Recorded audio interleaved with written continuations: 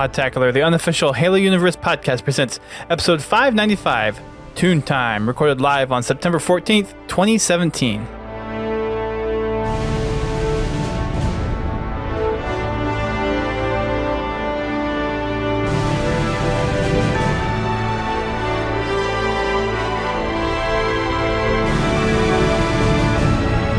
Hello, everyone. Welcome to Podtacular, the unofficial Halo Universe podcast. I am your host, Duststorm.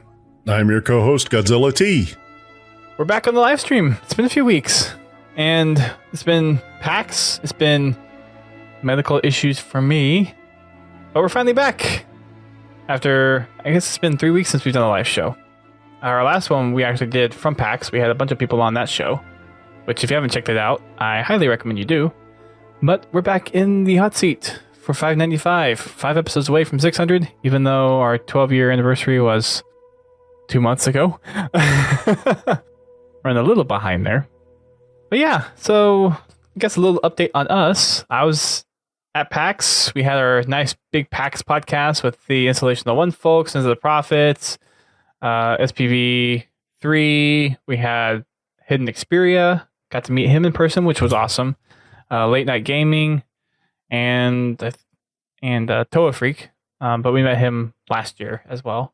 But that was a lot of fun. It was a great weekend. Not too much Halo stuff at PAX, but we got to do some really cool Halo stuff during the 343 Community Day. Some of which we cannot discuss, but a lot of which will be coming out later this month. So that'll be nice to talk about when that comes out. How are things, GT? Let's give the audience an update on how we've been. I think some people have been reading the tweets, but for those that haven't, I think both of us have a little bit of life updates to give to everybody. Well, when it comes to the life part of the podcast, mine has been pretty sucky lately. Unfortunately, we lost our dog of 11 years, Smokey. If people have seen the tweets. I have been working 12-hour days for the last 4 weeks and doing that 5 days a week and then working every Saturday. So, yay! Not much free time. I spent my relaxing holiday weekend repairing my wife's Jeep. So, yeah, I'm kind of beat. You need a vacation. I plan on taking one as soon as I get somebody in there. Oh, do you get man. Overtime or comp time for all that extra hours that you put in? Yes, my boss is actually compensating me fairly well. Okay, that's good. And anything he doesn't compensate me for, I'll collect later. Well, at least he's been considerate to do that, so that's nice to know. I might just take an extra week of vacation next year. It is nice to have your boss back you up and acknowledge that, yeah, you're putting in the effort to make sure that we don't fall flat in our face. So thank you. Well, it's one of those things when you're working for a small business. There really is only 2 people that work in my location. And right now one of them's off on medical leave. I don't know if he's going to return or not. It's me, myself, and me. Until further notice. It's just, it's one of those drawbacks to working for an independent or, a small business. And I do mean small business. But I tell you what, over the crap that I put up with working at a corporate location, this is nothing. I mean, yeah, it's long hours and it gets really boring being there for that many hours a day, but I still wouldn't go back to a corporate location where I could work just my straight 8 hours and go home. The stress level is so much less, and that's worth its weight in gold. That's cool. Sorry to hear that the zombie nights are still happening, but hopefully you will find some relief from that soon. So the zombie cast continues until further notice. I did say I was going to play Zombie Nation on the show, didn't I? Maybe we'll just sprinkle it in here. I remember something about that, but so for me, I decided to throw out my back last weekend by moving stacks of chairs at church without properly bending over and using the dolly. That kind of put me out of commission this week, which is why we're recording on a Thursday this week instead of a Tuesday, because my back has been just about killing me. Monday night was a pretty bad night from back spasms that would not stop for a good 20 minutes. So there's that, and then we had the week off, obviously, with PAX being a couple weekends ago, and that's where we did the PAX recording, and we have that episode out. Again, we had a lot of people on there. I think maybe we had 9 different people. I don't remember exactly how many, but definitely recommend you guys check it out. It was kind of a discussion into why everyone kind of comes to PAX, what PAX means to us, what we liked, what we didn't like about PAX this year, and we threw in a little bit of cornerstone discussions of the Halo community, revolving around Claude Herrera and HBO. So it's definitely a good listen. And we managed to keep it about an hour, which kind of surprised me, because we recorded on a Sunday night. That's a lot of stuff to pack into an hour. Yeah. But it was good. It was a nice, good discussion. And it was awesome to meet Late Night. It was awesome to meet Luke in person. And the Installation 01 folks, which we actually had a small part in helping get them to PAX. We kind of connected them up with people who had additional passes. So it was cool to get to see them there. Maybe we'll see the Project Contingency guys there next year. I know, GT, you mentioned that you're trying to get there next year. So it would be nice to have you there. And you'll probably get to see the studio too, which would be really awesome. And the museum. Oh, definitely. That is one thing I would be looking forward to very, very, very, very, very much.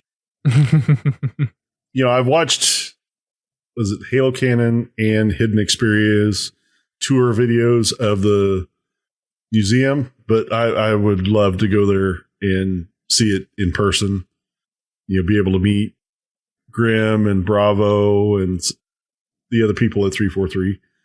And have my profile pic standing next to Master Chief. Of course, I'd be just a mite shorter. You wouldn't be too much shorter than me, so I make a good, I guess, comparison shot. I might have to stand on the box just so I look like I'm as tall as Dusk.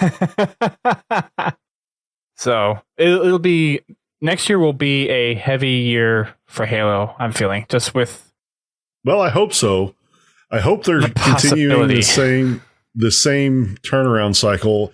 It's kind of got me concerned because they haven't said anything yet, which, it could be they just want to get things nailed down with the debacle that was the Halo 5 campaign, marketing campaign. So I can see them wanting to be a little bit more cautious about announcing things too soon. I do hope that here before too long, they do at least start hinting at it. So that we know that we're going to get something next year. I have a feeling we'll probably start getting hints maybe in the March, April time frame, and then maybe around E3 time, maybe a little before that, we might start seeing some teases, and then we'll probably have an announcement at E3. Would be my guess. It's hard to say because if they were to keep the 3-year cycle for Halo games, unless they're being really, really quiet about it for some reason and it'd be coming out next year, they usually announce the games at least a year in advance. So that would put E3 at least a year out. So it would put it into 2019 for Halo 6. And, that's kind of the whole reason I'm looking to go to PAX next year is because, I want to be part of the Halo 6 hype. And, if it doesn't happen, it doesn't happen. Right now, I'm not even sure if I'm going to be able to make it one way or another. I've got, other things that have to get taken care of first, like actually being able to buy the tickets. There's a network. We'll make sure you're covered. There's a lot of things that have to fall into place for that to work for me next year. If the game needs another year's development time, I want them to take it. I don't want them to ship a game that's half-ass. I want them to ship a complete game. Not this Forge comes in the next 6 months or, another month later. it takes a year to get infection in the game. I want them to ship a complete game. And if it takes an extra year for them to do it, I am more than glad to give it to them. I would agree. I think it needs the time to work it out. We don't need people clamoring for stuff after a game's launch. It needs to be all inclusive of every feature that's currently in Halo 5 and whatever they decide to add with Halo 6. No MCC crap either would be nice. Yeah. So, yeah, they should just take their time. Not too much time, obviously, but make sure that they are able to deliver on a package that they can promise and not, I don't want to say mistreat the community, but mistreat the game, because the way they've treated, just the way things have happened with the Master Chief Collection and Halo 5, it's really hurt the community and it's hurt the game. They really need to concentrate on nailing this game. They did a really good job with multiplayer on Halo 5, other than it was incomplete. Yeah, no Forge, and Theater is kind of a crappy substitute from what we've had from Reach and Halo 3. And yeah, that's the other thing. That's one other thing they need to do. They need to get a good theater in it again. One that's actually usable. It doesn't have to be anything real fancy. I mean, Halo 3, Halo 4, Halo Reach, the theater worked and it was easy to use. That we don't need the Halo 5 Forge version of theater. All we need to be able to do is record our clips and save them. The one thing I would like to see happen is that clips become saved locally, not on the servers. I want that information on my box for as long as I want to keep it, not until they decide they want to flush the servers. Well, and with Halo 6, since they're going to be supporting LAN play anyways, I'm hoping that some of those features will be LAN accessible or offline accessible. And another thing, too, I'd like to see is the original Halo 3 theater, where you could actually set up a clip and set the camera motion and then go in and just record it. I kind of would like them to take it a step further and be able to program in camera movement and angles instead of having to manually do it with a controller, or having a kind of a combination of both. So you could have like a spinning camera around a certain thing, and this would be like perfect for machinimas or montages or replay clips or whatever. But be able to like programmatically go between players, views, fly cam, free fly, all that stuff, and then preset that path. Kind of like you can do with the opening scene of a multiplayer or multiplayer match, except do that with theater. The text there, just implement it in theater, and then once you have all those camera angles, you can kind of tweak every camera angle, and then you could just run it as a full scene and then record it and be done with it. The theater mode that they have now is atrocious. In order to control the video, you have to have the controls on the screen, which makes it inherently hard to record a clean clip. I don't hit the Xbox record that button every time I want to record something, because there's stuff that that happens that I miss because I'm intently playing the game and I'm not looking for clips. I don't want to play the game and look for clips while I'm playing it. I want to watch a replay of it and find the clips that way. Confound brings up an interesting point. Having just a basic record for the Xbox and the ability to transfer it to a computer to do more editing. And that'd be nice just to have like theater for clips in Halo 5 Forge or some kind of equivalent to that, where you can just bring in your clip and just edit it there. Granted, you wouldn't have that for Campaign or Warzone just because of how Halo 5 Forge currently works. Yeah. Well, start with a theater mode. You're not dealing with all that stuff. You're not dealing with, in the theater mode, it's just replaying events and changing the camera angle. So it's not impossible for them to have some type of export system in the game. I mean, Halo 3 and Halo Reach and Halo 4 had great theater systems. And with Bungie Pro, they actually had servers where you could export those clips into an editable video or editable file. Edible. You can eat edible. Them? Num num num num num num num num. That's actually how I Am Suck did the HMV Hell 4 or 3. Yeah, 3 or 4. I think it was 4. Just all Bungie Pro video. And with the latest update, well, the update that will be coming, dashboard update that will be coming here soon. Ah, yes. They are, in that update, they are giving you the ability to have one Xbox connect to another Xbox to transfer data over your network. So in some ways, the foundation's kind of laid for that kind of connectivity. Well, and OneDrive's kind of been there too, but I guess that connectivity introduces just the LAN capability of being able to transfer stuff.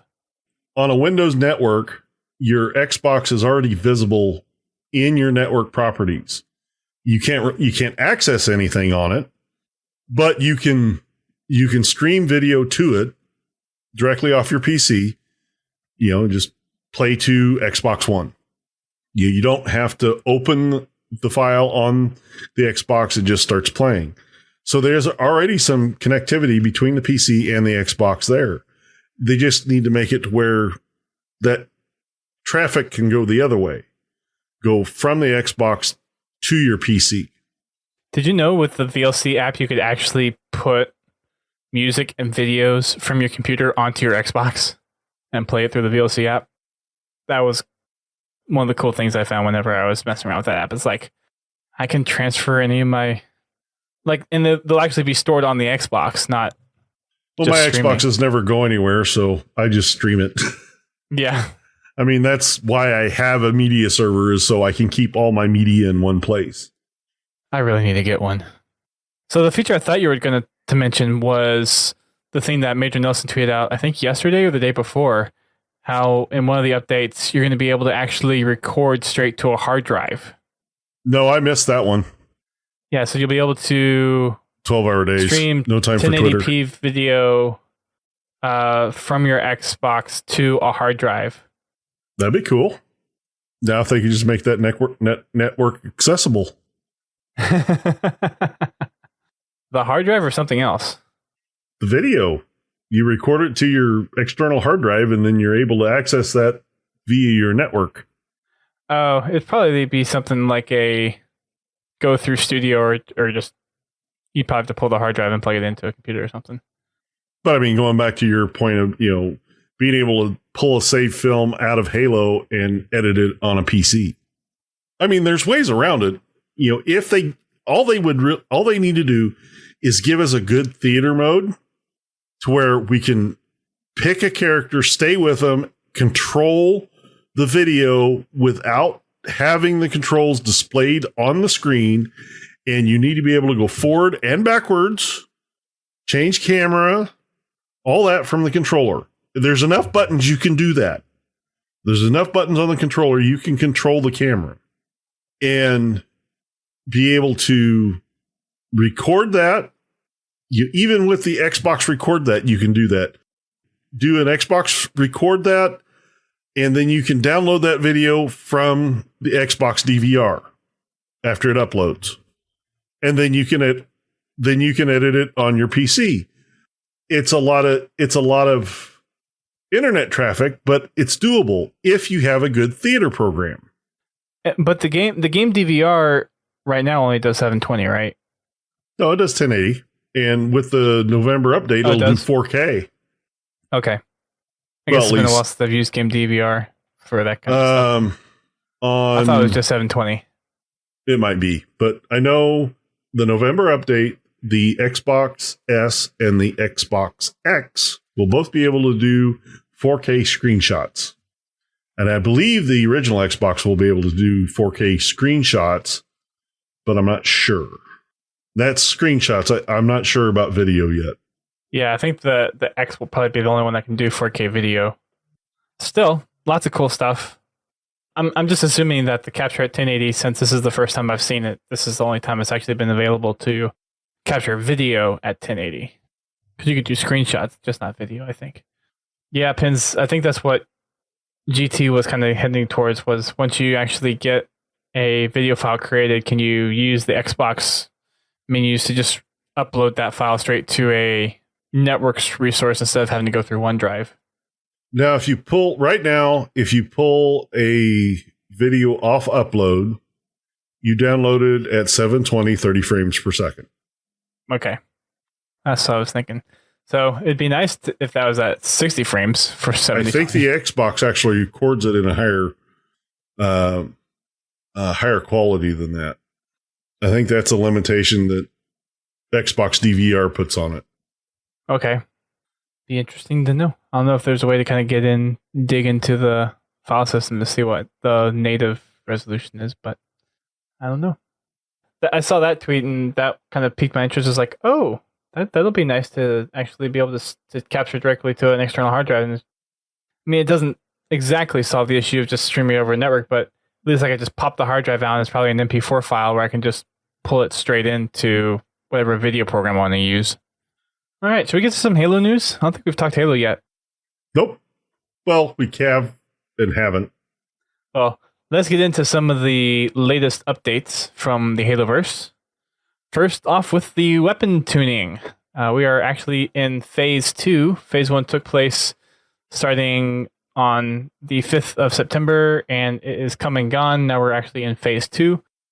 They put some updates into the Team Arena playlist, and now we are actually into a separate playlist that is the weapon tuning test playlist, and has all these weapon tuning changes that we're about to kind of go through.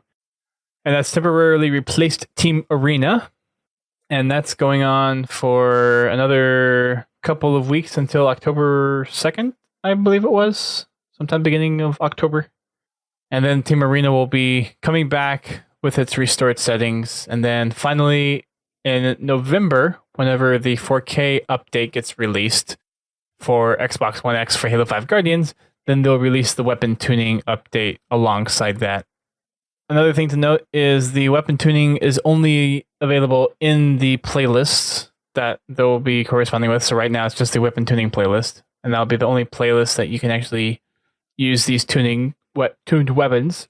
You can't have them in custom games, can't have them in Forge, and they will be incorporated into Campaign and Warzone after they drop with the content update coming in November. So a couple key points there. So why don't we dive into some of the stuff? They haven't put in detail what they've changed. They've kind of hinted at some of it, and some of it we've covered already. A few other ones I don't think we've covered yet on the show, but let's just kind of go through them at a high level real quick.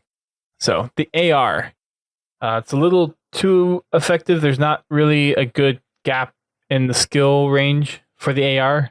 Something that they noted is when it comes to skill with AR, there's not really a difference between a diamond player and a champion. So they're going to, sounds like, nerf it a little bit to where you have to be a little more skillful with using the AR. The only thing I'm a little worried about here is if they go too far and make the AR kind of useless. Because the AR is actually kind of a useful weapon right now in Halo, and it's always been kind of one of those weapons of you kind of toss it as quickly as you can, especially in Halo 3. And now it's actually a pretty level set weapon with a BR at a little bit closer range. You know, if they bring the range in a little bit and make it to where having a battle rifle or a DMR or a carbine is an advantage at the longer ranges, I think that would work okay with it. You know, something outside a shotgun range, but inside the range of a battle rifle. You know, something to where you have to find that sweet spot where the battle rifle, you know, when we're talking about range, that sweet spot where the battle rifle is better and the AR falls off, but you get a little closer, the AR gets better, and the BR is not as much of an advantage. It's going to be a tough balance. I think the main thing with the AR is going to be really focusing on the effectiveness at the mid to close range. And there's a couple ways I see them possibly doing this. One of them being the rate at which the bloom takes effect and retreats may be greater. So it'll bloom out maybe quicker, but it'll bloom in just as quickly. I think that might kind of help for the longer range game, kind of the mid-range game. And then maybe put a little more damage into the projectiles themselves to make it a little more effective at closer range.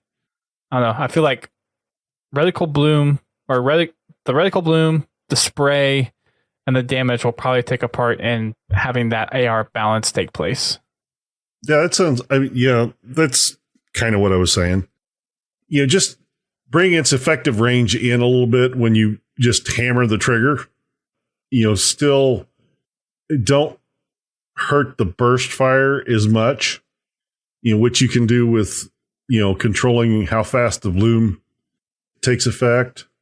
You know, so where the people that have learned how to burst fire the weapon can be more accurate at range. So, I mean, technically, the AR and the BR, as far as cannon, are relatively close to the same weapon. The main difference is that the AR is fully automatic and the BR is a 3-shot burst, and it has a scope, an actual scope, not just a zoom in or a look down sight, whatever. But ADS. You know, as far as real world, the AR with someone practice should be just about as accurate as the BR. Because, I mean, you know, there's not that much difference in barrel length between the two weapons. I mean, they're physically about the same size. So, you know, the only downside the AR has is it doesn't have as advanced targeting package as the BR does. Well, and that could be just in the nature of that the BR is a burst where the AR is kind of fully automatic. But yeah, you're right. You read the books on how effective John is with the AR and that it's his favorite weapon. Canonically, yeah, the differences aren't too dissimilar, but from a gameplay perspective, it does make a difference. I mean, you know, technically there is a caliber difference between the BR and the AR, but it's not like going from a 0.6 to a 22. You know, you're more like going from, you know, like an AR-15 or not an AR, like an AK-47 to a NATO round. Yes, there is some difference in them, but it's not a huge difference. Gotcha. I'm not a huge gun nut, so. Well, neither am I. I know some. I know enough to make me dangerous. And I'm sure somebody will correct me somewhere.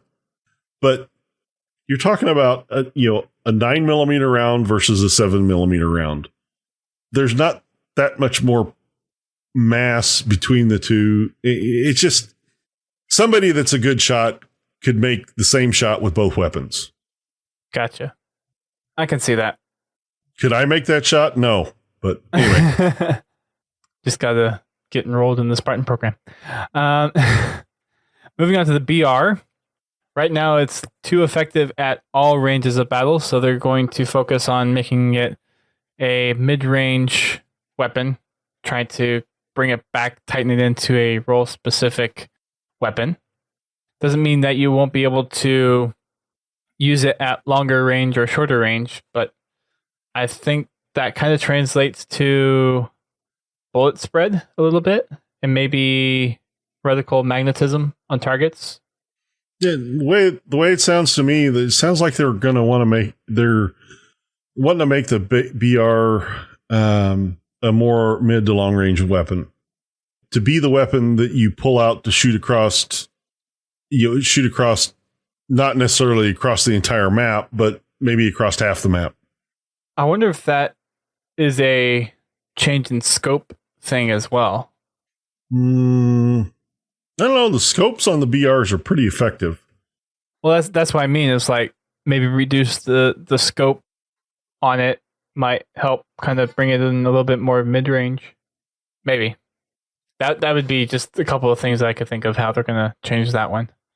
But yeah, just the way it sounds like it sounds like they wanted to focus more on kind of the mid range combat, not really long range, not like DMR long, but just a mid to longer range than the AR. Yeah, a little bit longer, a little bit further out there. Yeah, that's kind of the theme through all these weapon tunings. They want to try to find a niche spot for all the weapons. Which, with how many weapons are in the sandbox, that's kind of difficult. Well, there's going to be some duplication. And just preference in weapons, too. Or weapons that are available on the map. Right. Next one is the carbine. Right now, it's way too effective at long range. So they're going to nerf it down to be a little bit more of a suppression role instead of being super effective at long distances. I'm not exactly sure what that entails. I guess that probably is another bullet spread issue as far as long range, and maybe a scoping issue. I have to admit, the carbine is really accurate at range. Yeah, I mean, I'll pick it up if I don't have the BR right there for in Warzone, because it works pretty well. And if you think about it too, it's kind of, back in Halo 2, it was kind of the Covenant equivalent of the BR. So with how effective the BR is at kind of that mid to long range, you'd expect the carbine to kind of play a similar role. Yeah, they don't want to make it too much like the BR, because then why have it, basically? Yeah, exactly. Now, granted, it also depends on what they're doing with loadout, or your startup weapons, what they're giving you. So, if they're just giving you a pistol, then you're probably going to be looking around to pick it up. And the different arena maps will kind of play into, I think, a majority of why these weapons are being changed the way they are. Next one, the DMR. They're looking at making the long range effectiveness a little bit more of a standout feature for this weapon. It hasn't been quite the long range effectiveness that they've wanted it to be, and based off of feedback. So they're going to work at kind of drawing out that effectiveness at mid range and close range, and try to push it into the long range part as much as possible. Yeah, the one thing I would hope they do on that is put a different scope on it, because I find that scope just annoying. I do not like the DMR because of the scopes. Those scopes are so annoying. It's one of the reasons I don't really use DMRs, is that scope is obnoxious. Yeah, the only time I'll use a DMR is in Warzone when I'm looking to shoot at range. And even then I'll pick one with a different scope on it. Yeah. Just that standard scope, it's annoying. I know why they do it, is to make it harder to use, but that just the glare off the sun when you're not even looking at the sun is annoying. And the green haze. I don't mind the green haze as much, but the glare effect, even when you've got the sun at your back, you still have that glare effect on it, and it doesn't make sense, and it screws with my brain. I wonder if that's intentional or if that's kind of actually a bug. No, I'm sure it's intentional. Because you really shouldn't. Because from a lore perspective, those guns are smart linked to your helmet, right? So you shouldn't have a sun glare unless the sun is coming from the other side of the scope. If I'm facing the sun, okay, yeah, that's fine. That makes sense. Right. But when the sun's at my back and I got a solar flare in the lens, no. That sounds like a bug. Well, if it's a bug, it's been there since day one. No, I'm pretty sure it's a design. I'm pretty sure it's designed to be that way. Well, not very smart then if it's supposed to be a smart link weapon type of thing. Maybe it's not supposed to be. I don't know. I thought it was the whole sandbox idea was your smart link to your scope if you actually have a scope.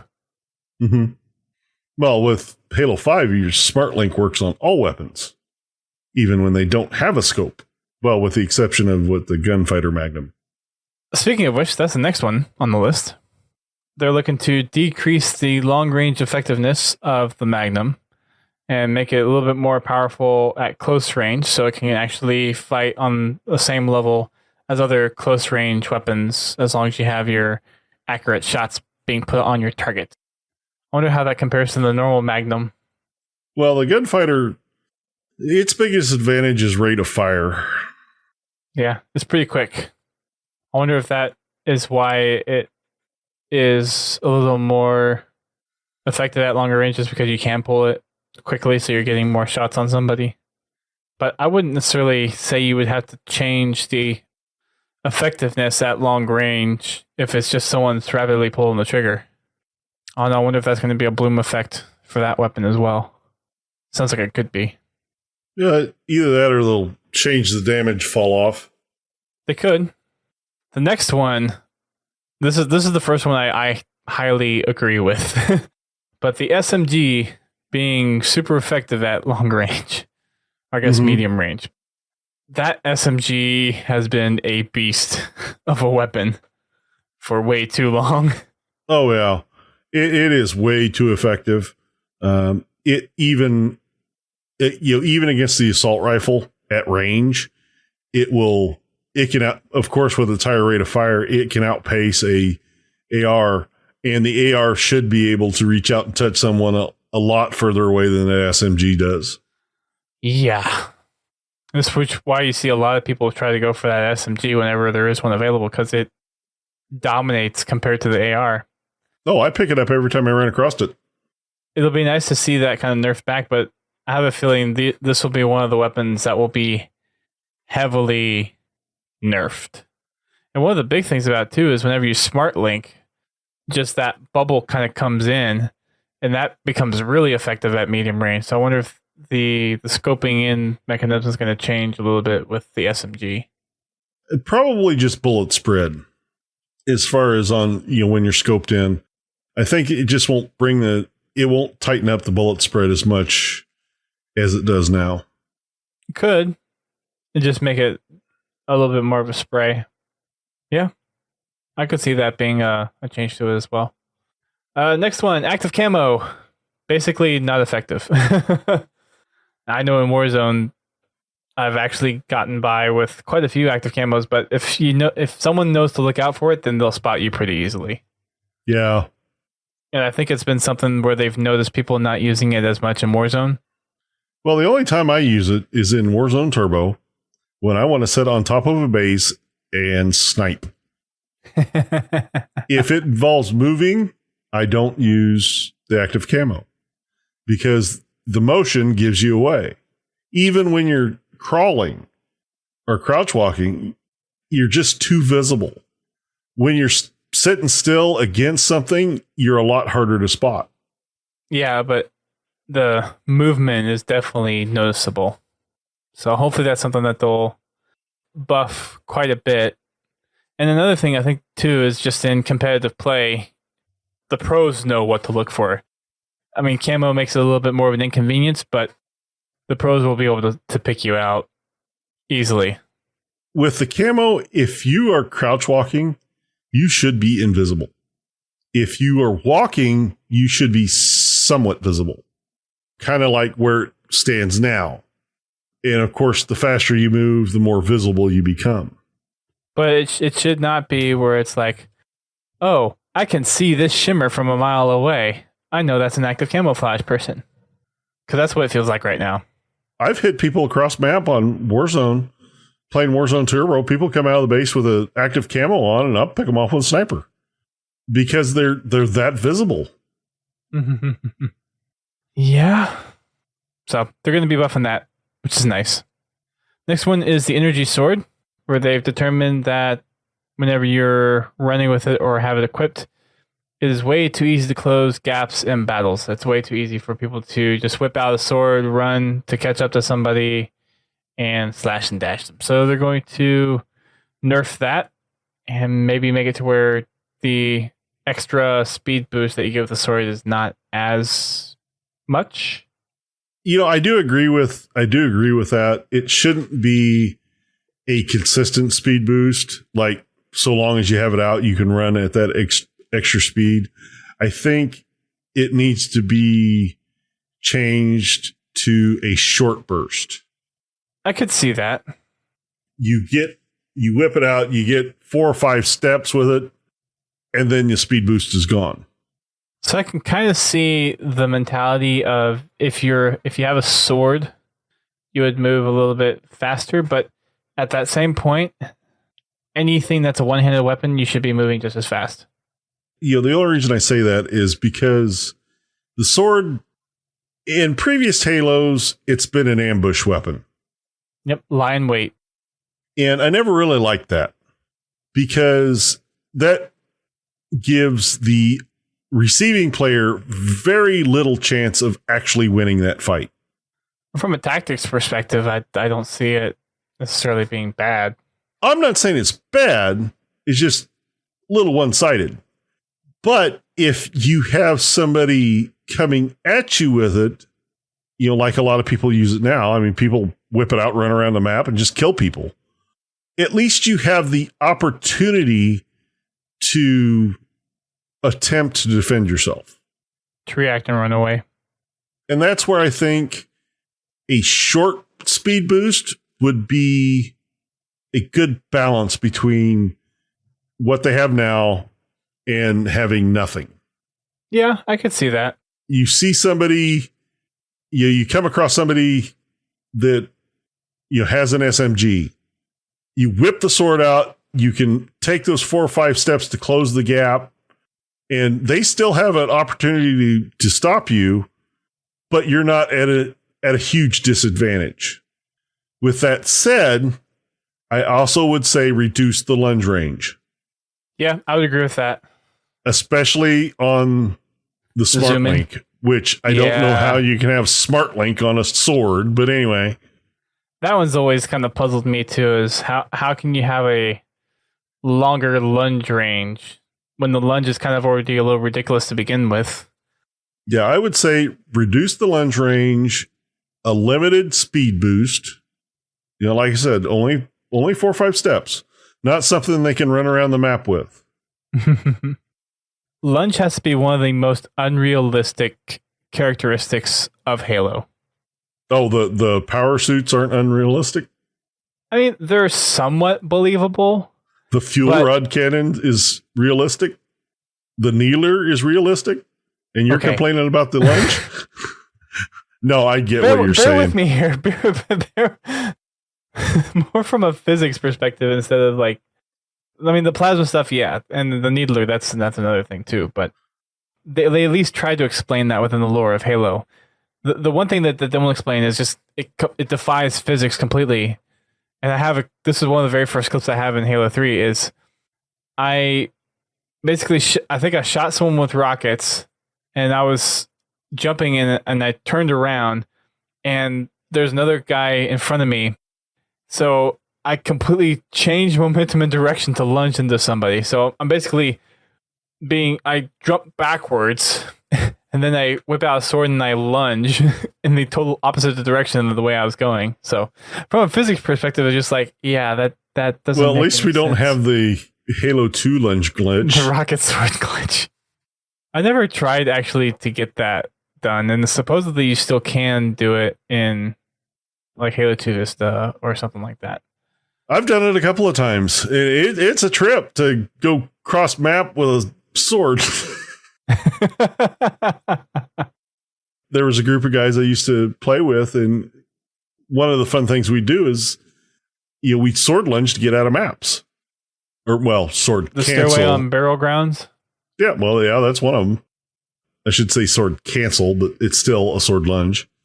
But yeah, the sword lunge in Halo 2 was ultimately utterly ridiculous. It was better than Halo 5. it was still a little overpowered in Halo 4, but it was just about right without having the speed boost. So I think in Halo 5, if, just so they can keep the speed boost in there, because that is a nice thing to have with the sword, is to have that additional closing speed. But I don't think it should be there all the time. No. Unless it's like Prophet's Bane or something like that. Well, and the other thing too is I think one of the reasons why they put the boost on the sword is because you're not holding a weapon in the fact, well, you're not holding a gun, let me rephrase that. And you're able to kind of run with both arms, so you would technically have that higher momentum. But if that's the case, then you should be running that speed with your magnums, your SMG, your plasma pistol, and any other one-handed weapon that you use should have that same speed boost. So I kind of like I hadn't thought of the idea of just having the first few steps be boosted, but that's an interesting experiment. It'd be interesting to see how that would play out. I'm not even sure if it's something they're capable of doing. It might be. I mean, we don't know, but it could be. Hard to say. Should we move on to the next weapon? Sure. Beam rifle. So they had a similar issue like they had with the UNSC sniper rifle, where hip firing is just way too effective.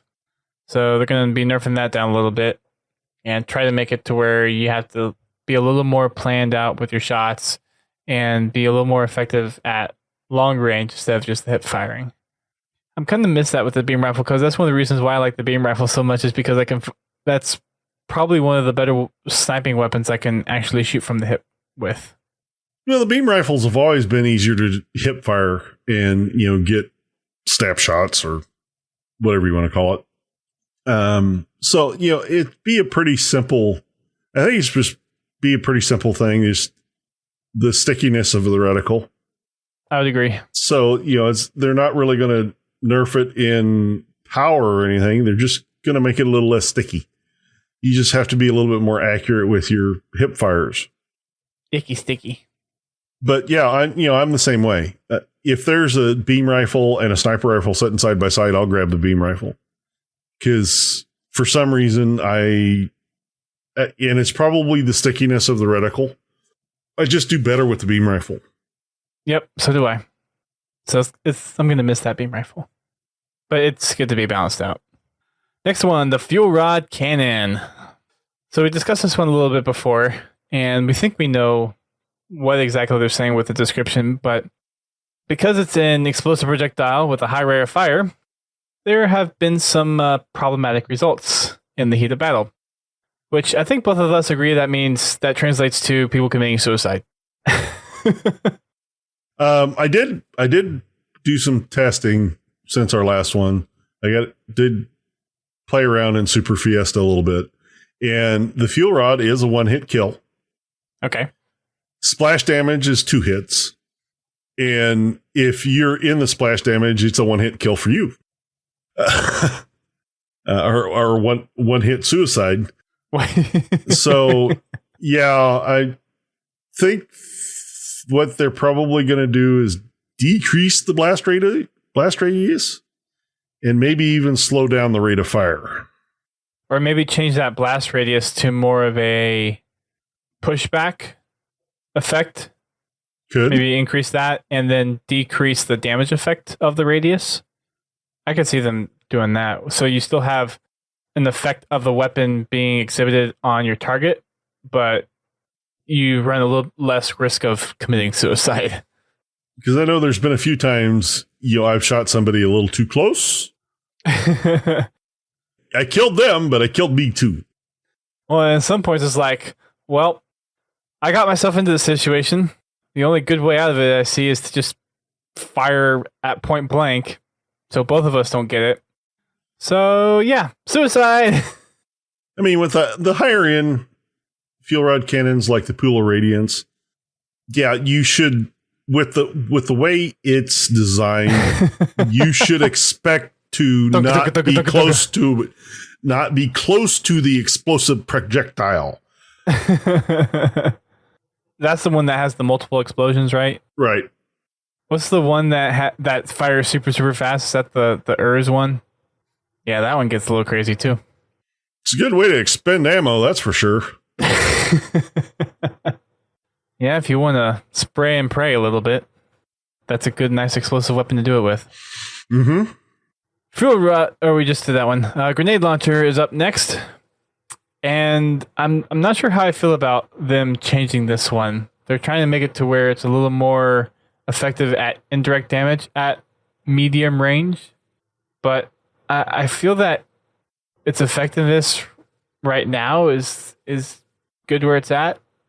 And they do mention about how they're going to be tuning how fast the grenade travels and how it bounces and whatnot. So I could see maybe the travel time of the projectile maybe makes it a little too easy to pick off ground targets, but it doesn't seem right now to be very effective against vehicles outside the EMP effect. I would like to see.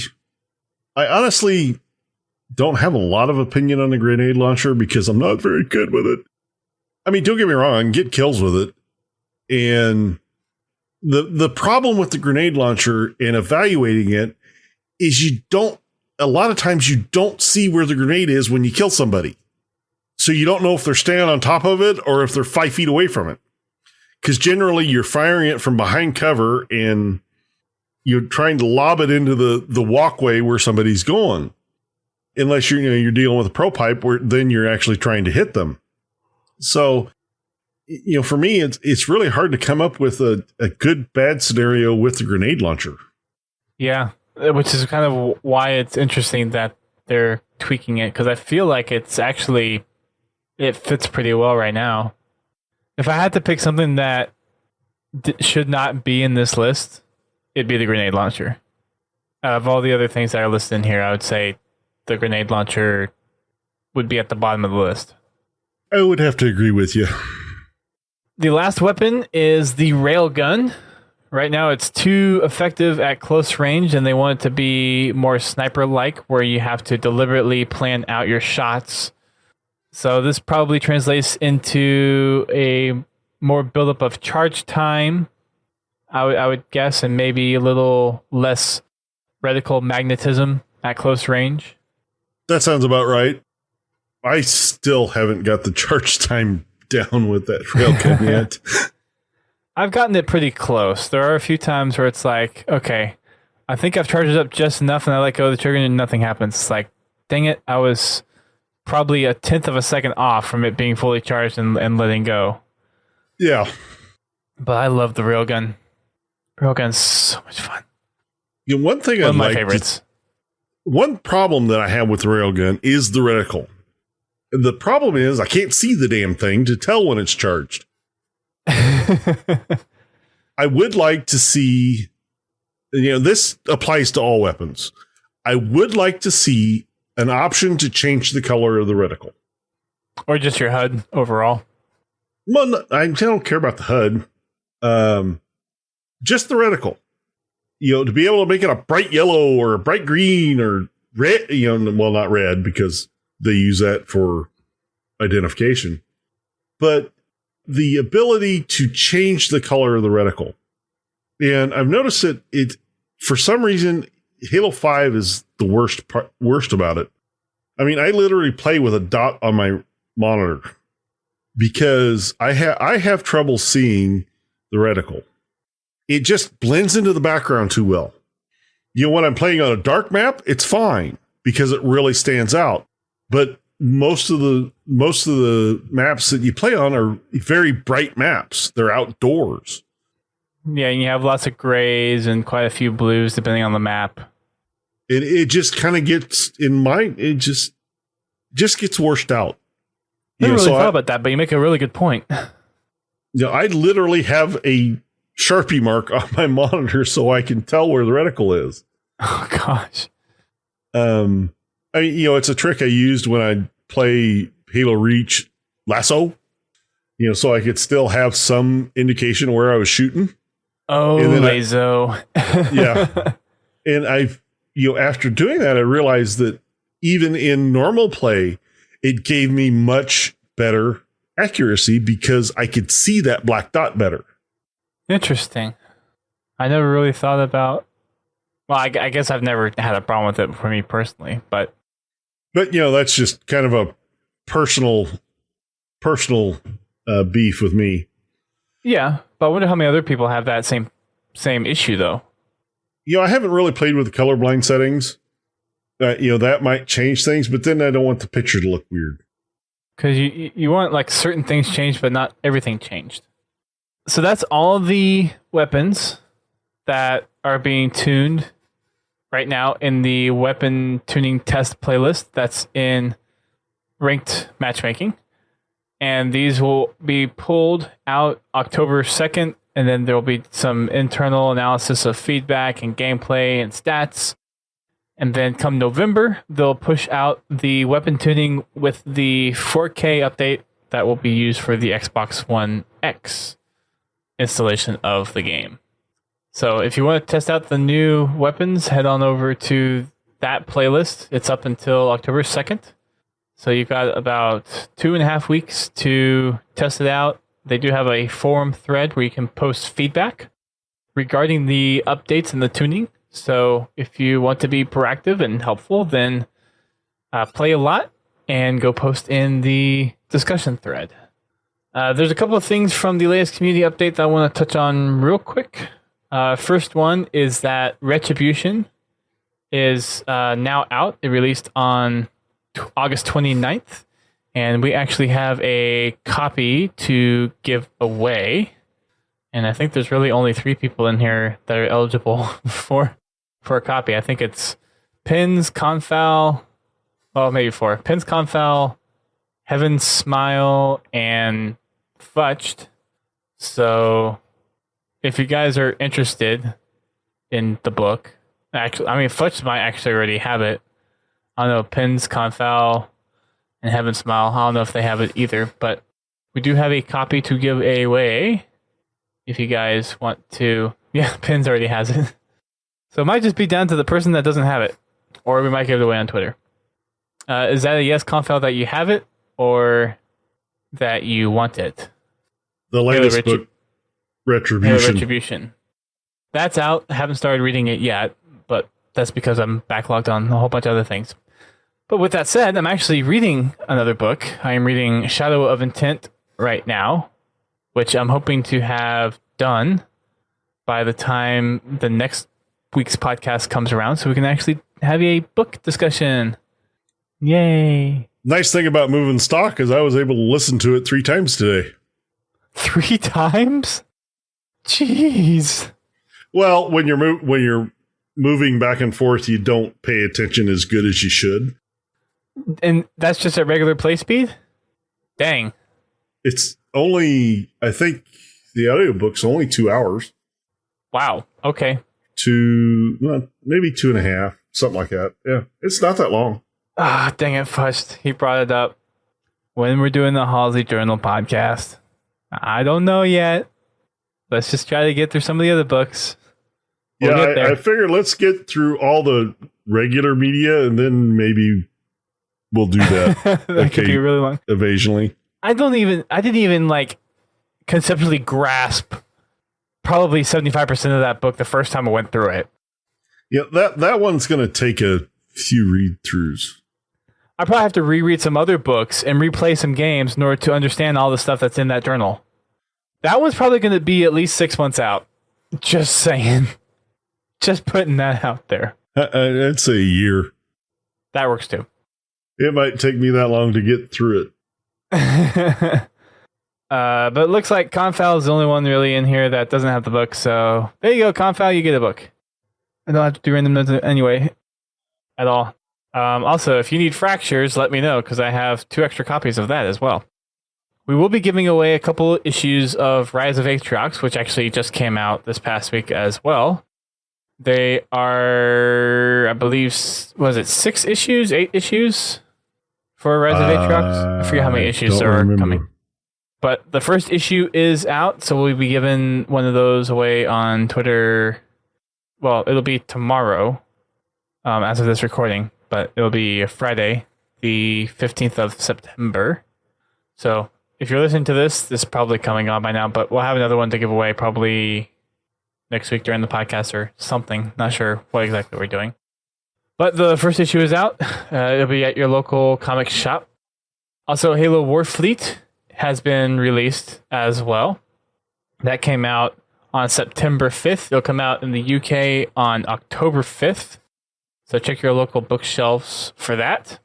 The next Halo crate, which is the Quarantine Zone crate, is up for order up until August 15th. So you have about a month to get that crate. You can head on over to podtacular.com/loot crate and then use the code Podtacular at checkout to get $3 off of your crate. They are still working on back compat releases of all the games for the 360 titles. And then there are some community highlights that they have in here, one of which is a brute that some of the 405th persons, Alexis Smith and Gabe Schultz, actually put together, and then Jeremy Sloan was the one that wore it. But it is a legit sized brute. I mean, it towered basically 2.5 to 3 feet over the rest of us that were standing there. Nice. Yeah. And then whoever saw the picture of everyone from the community day with us in the 343 lobby, that was him standing in that suit too. He is literally on 2-foot stilts of wood in the boots. And then he wears a helmet, and then the head is actually on a I forget what the technical term for it is, but basically a stick that's attached to the helmet for the head to go above the little neck piece. So he actually looks through the chest. He looks through the neck piece. Yeah. Neck piece? Yeah, there's a little mesh thing on the armor there that he can look through. Yeah, I came across a video the other day that shows you how to make yourself a set of stilts that would give you legs like an elite with that real high ankle. Okay. Like the bendy backwards. Uh-huh. Nice. And when you walk like, like that is your ankle, because it really is your ankle. Oh, and then you have another kind of foot part that is a fixed ankle. Yeah, you have a foot that sticks down. You're walking around on your toes all day. But it's I was looking at that and I'm like, that would be good for an elite costume. Because with that, you could still do it and look proportional. Yeah, you could. Because elites are, 7 foot something? Yeah, they're between 7 and 8. Oh, Heaven Smile's in here, so we actually do need to do a drawing. So Confal and Heaven Smile, you guys are... I should actually probably legitimately flip a coin for this. No, just to find one. I got one right here, actually. There you go. I can flip a grunt. All right. Who wants to be heads? Who should we make heads? Let them call it. Who wants heads? Who wants heads? Rochambeau. Who wants heads for this book? First one to call it gets heads. Confal calls tails. So okay. We'll do first of 2 results. How about that? Of course, I dropped the quarter. The good thing I have a second quarter. All right, heads is first. It's rigged. Heads twice. So, Heaven Smile. Congratulations, you get the book. Sorry, Confal got ripped right out from your feet. But if you want Fractures, I'll give you a copy of Fractures. So let me know if you want Fractures. But Heaven Smile, you got the book. I'll stay tuned. I'll let you know how to redeem it so I can ship it off to you tomorrow. A couple other things in the update we have is someone made a life-size replica of a sword. The Instagram account is Arborum, which that's the first time I think I've heard of them before.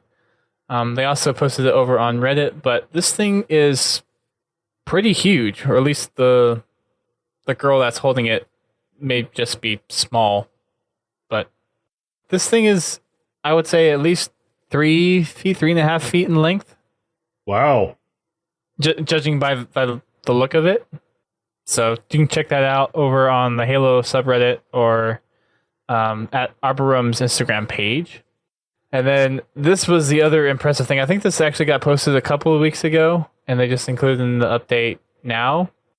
But have you seen this, GT? The massive, huge base build of Mega Blocks? No, I have not. Yeah. This thing is insane. I don't know how long it took for him to put this together, but it's a custom build with a lot of different Mega Block sets. So there are several Falcons in there. On the top, there are vultures, there's warthogs, there's monkeys, there's hornets, there's turrets. It's a legitimate base build.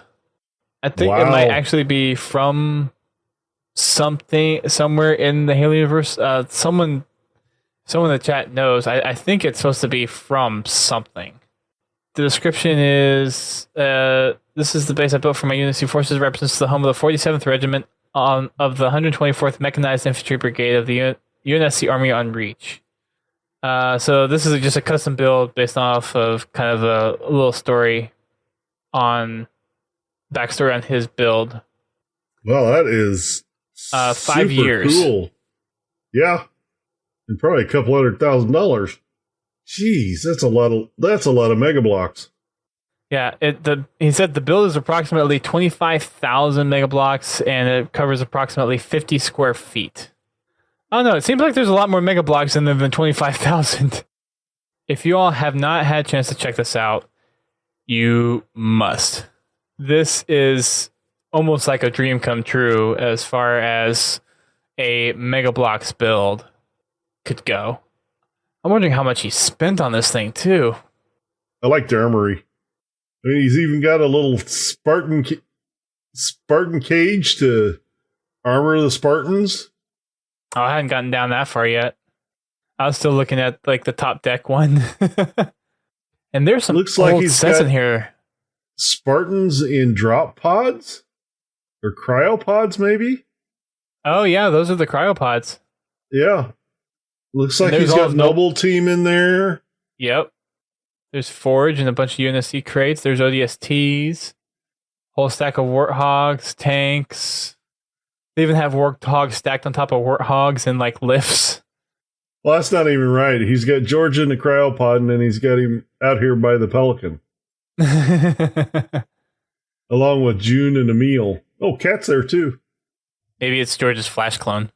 And Noble. Noble 6 is there too, it looks like. Or no, that's Carter, sorry. This thing is just insane. This is an insane amount of work. Pin said they don't have Cat driving, right? I did not see Cat in any vehicles. No, just in the Noble Team picture. So check that out if you haven't. Check out the latest community update because it is a insane build. Probably one of the best builds I've seen. And that surpasses the Zanzibar build. And I would even... It's hard, but I would even put this one over the Pillar of Autumn Lego build. No, the Pillar of Autumn was... I don't know, man. That was a much more densely packed build. It was. I mean, if I remember right, that thing was like 7 or 8 feet long. Yeah. I don't know. I mean, yes, it is definitely bigger. It covers more square footage, but the Pillar of Autumn build was definitely a lot more challenging of a build. As far as just getting that big mass of Legos to stay together. Yeah. There's probably quite a bit of glue in there for certain parts.